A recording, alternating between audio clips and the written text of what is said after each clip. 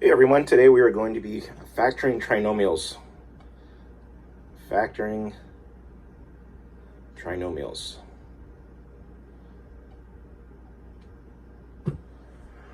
Okay, this is a quadratic polynomial, so we know this is ax squared plus bx plus c. So we're going to keep that in mind as we're going through this. A lot of people refer to this as the x method.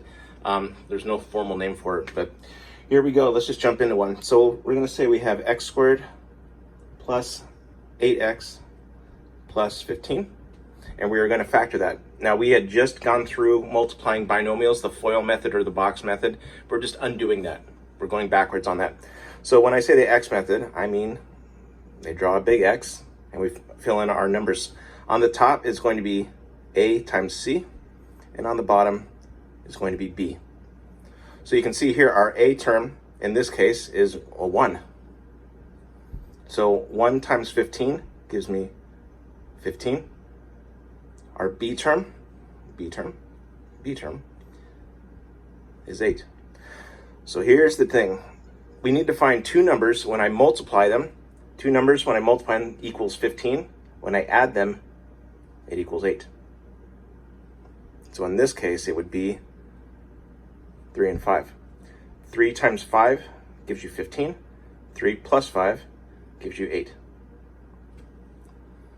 So our answer here is going to be x plus 3 and x plus 5. They are pluses because these are positive numbers here, 3 and 5. So plus plus.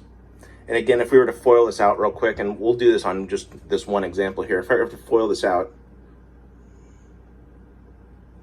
I would get x squared plus 5x plus 3x plus 15. Add our like terms together, and we're going to get x squared plus 8x plus 15, and that's what we started out with up here. All right, let's try another one. So I want you guys to pause this video and see if you can do the next one yourself. All right, so let's go x squared plus 5x minus 14. And go ahead and pause it and see if you can solve it out. All right. So our x, we're doing a times c on top. That's going to be 1 times a negative 14. Our b is on the bottom, so 5. Looking for two numbers multiplied that equal negative 14, added that equal 5.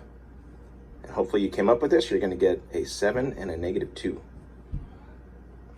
Our answer on that one would be x plus 7 and x minus 2. That's it. Another example, here we go. We got x squared minus 14, x plus 48. Again, pause the video, see if you can solve it out yourself.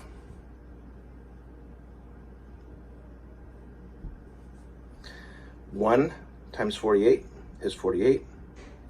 Negative 14. Now do not get in the habit of just putting in the c term in here, because that's not going to work. All the examples today are going to be when I have a 1 here for a, but when I get a different number here, anything other than 1, it's going to change things. We're going to add another step.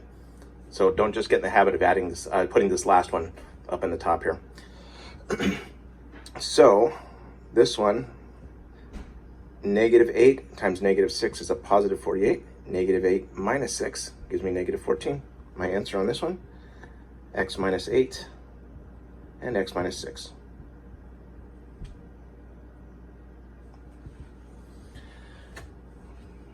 We're also going to be solving these. So the ones we just did was just factoring. We're actually going to solve these things too. So let's put an equal sign on this. So we got x squared minus 5x minus 36 equals 0.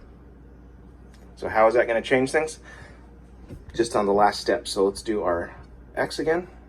And again, at this point, pause it and see if you can get the two numbers. Negative 36 and negative 5. And my two numbers in this case are going to be negative 9 and 4.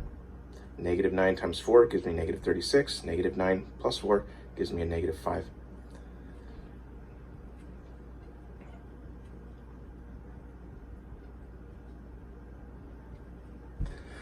So a few lessons ago, we had this exact situation here where we had two things being multiplied equals 0. And if you recall, we set each one of these factors equal to 0.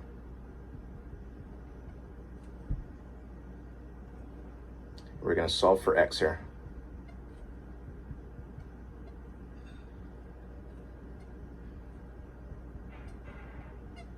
So those are our two answers right there.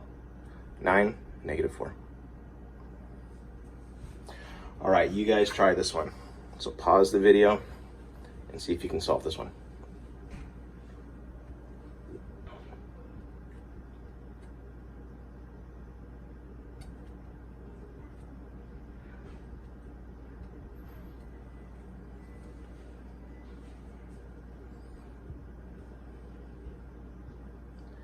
One times -110.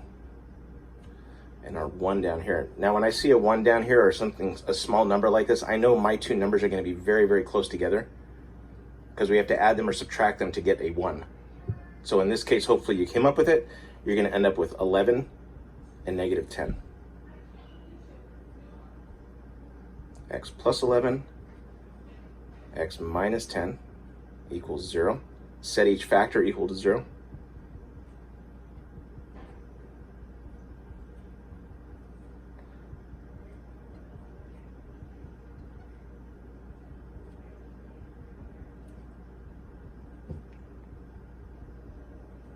And there you go. So let's do one more example, and that'll be it.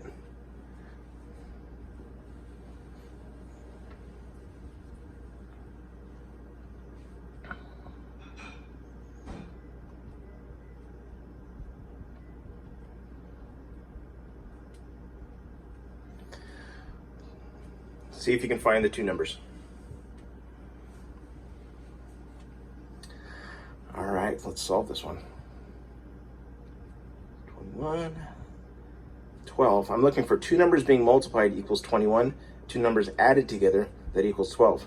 We have a problem here, right? The only two numbers that we can multiply to equal 21 are 7 and 3. I'll just write those down, 7 and 3.